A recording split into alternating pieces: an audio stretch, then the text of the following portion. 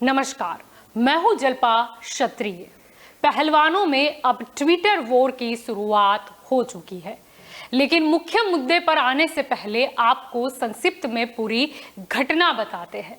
दरअसल WFI के पूर्व प्रमुख बृजभूषण शरण सिंह पर जनवरी में महिला पहलवानों ने भेदभाव और छेड़छाड़ के आरोप लगाए थे। इस मामले में सरकार की तरफ से जांच कमेटी गठित करने का आश्वासन दिया गया था, जिसके बाद धरना समाप्त कर दिया गया था। 3 महीने बाद मई में महिला पहलवानों ने फिर धरना शुरू कर दिया और नाबालिग पहलवान के साथ यौन उत्पीड़न किए जाने का आरोप लगाया। सुप्रीम कोर्ट के आदेश पर बृजभूषण पर FIR दर्ज की गई। हालांकि बाद में नाबालिग ने बयान बदल दिया, जिसके चलते दिल्ली पुलिस ने चार्जशीट में बृजभूषण को क्लीन चिट दे दी।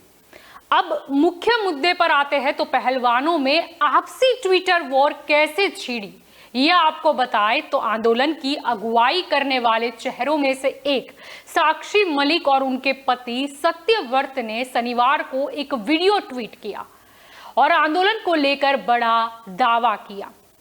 उन्होंने इस पूरे आंदोलन के पीछे बीजेपी नेता बबीता फोगाट और सोनीपत से बीजेपी जिला अध्यक्ष तीरथ राणा का हाथ बताया। साक्षी ने कहा कि दिल्ली के जंतर मंतर पर धरना देने के लिए इन दोनों नेताओं ने ही कहा था। दोनों नेताओं ने ही दिल्ली में धरने की मंजूरी दिलवाई थी। ये परमिशन जंतर मंतर थाने से ली गई थी। उन्होंने कांग्रेस नेता दीपेंद्र हुड्डा के उकसाने की चर्चाओं को निराधार बताया। साथ में उन्होंने ये भी कहा कि कैसे हो सकता है कि यह आंदोलन कांग्रेस ने करवाया है। तो हमारा आज ये वीडियो बनाने का एक ही पर्पज है कि हम जो अपनी सच्चाई, जो असली सच्चाई है, वो आप लोगों तक पहुंचा सकें। आज हम इस आंदोलन की शुरुआत से लेकर अभी तक पूरी की पूरी सच्चाई आपके सामने डिटेल के साथ रखेंगे। आज जो हमारे ऊपर कई तरह के जो आरोप भी लगे हैं, आज हम उनका भी जवाब जो है प्रूफ के साथ देंगे। सबसे पहला जो आरोप हमारे ऊपर लगा था वो लगा था कि हमारा ये जो आंदोलन है वो राजनीति से प्रेरित है। कांग्रेस लीडर दीपेंद्र हुड्डा ने हमारे को इस आंदोलन के लिए उकसाया है। आप सबको पता है कि सबसे पहले जो हम प्रोटेस्ट पे आए थे जंतर मंतर पे, वो जनवरी में आए थे और उस प्रोटेस्ट की जो परमिशन है वो बीजेपी के ही 2 लीडर्स ने ली थी। उसका प्रूफ है हमारे पास।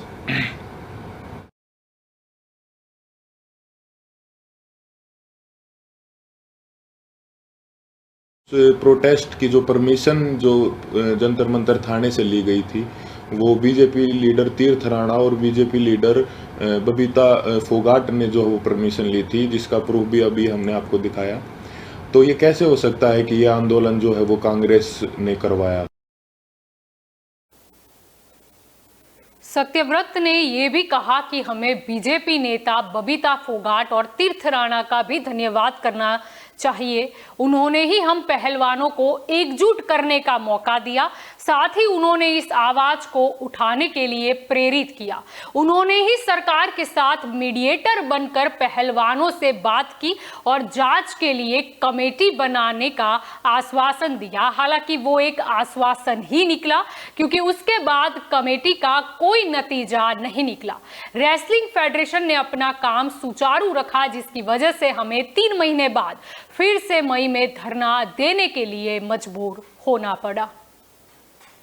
इसके लिए मैं धन्यवाद करना चाहूँगा बीजेपी लीडर जो हैं बबीता जी और तीरथ राणा जी का, कि उन्होंने जो है पहलवानों को एकजुट करने का काम किया। साथ ही उन्होंने इस आवाज़ को उठाने के लिए उन्हें मोटिवेट भी किया। उसके बाद इन्होंने ही सरकार के साथ जो है मीडिएटर बन के जो पहलवानों को एक कमेटी का नाम दे के जो है आश्वासन दिलवाया सरकार से। यही उसके बीच में जो है मीडिएटर थे। हालांकि वो बस एक आश्वासन ही निकला, क्योंकि उसके बाद जो है उस कमेटी का कोई रिजल्ट नहीं निकला और रेसलिंग फेडरेशन ने अपना काम वापस से वैसे ही सुचारू रूप से जारी रखा, जिसकी वजह से फिर हमें 3 महीने के बाद वेट करके जब हमें न्याय नहीं मिला तो हमें दोबारा जो है वो जंतर मंतर पर आना पड़ा।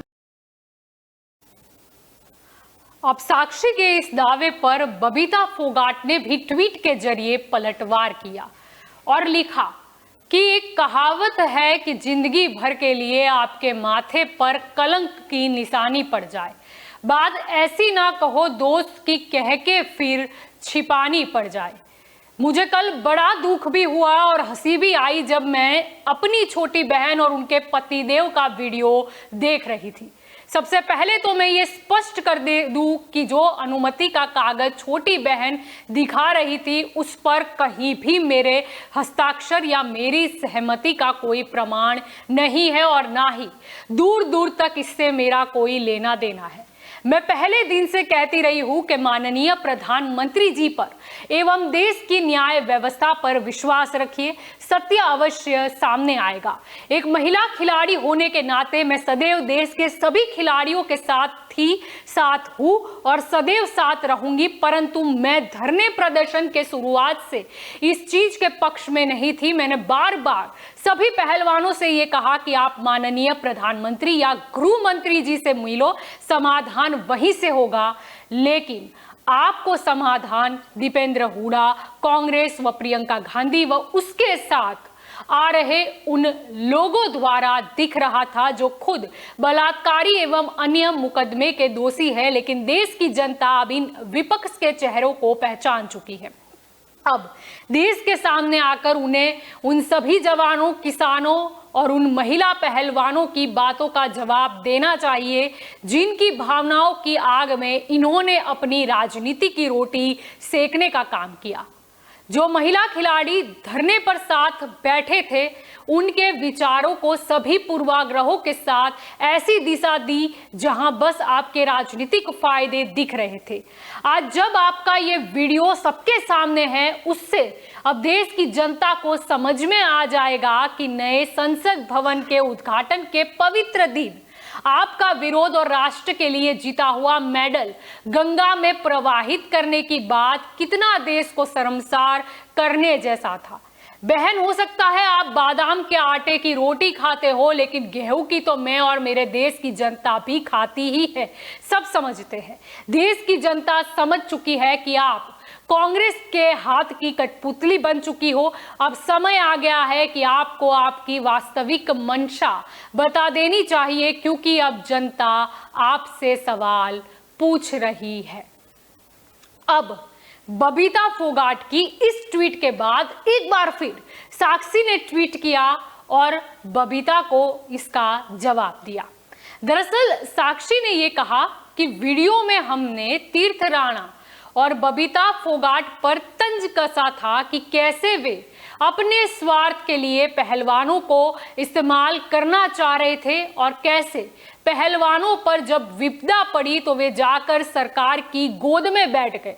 हम मुसीबत में जरूर हैं, लेकिन हास्य बोध इतना कमजोर नहीं हो जाना चाहिए कि ताकतवर को काटी चुटकी पर आप हंस भी न पाए।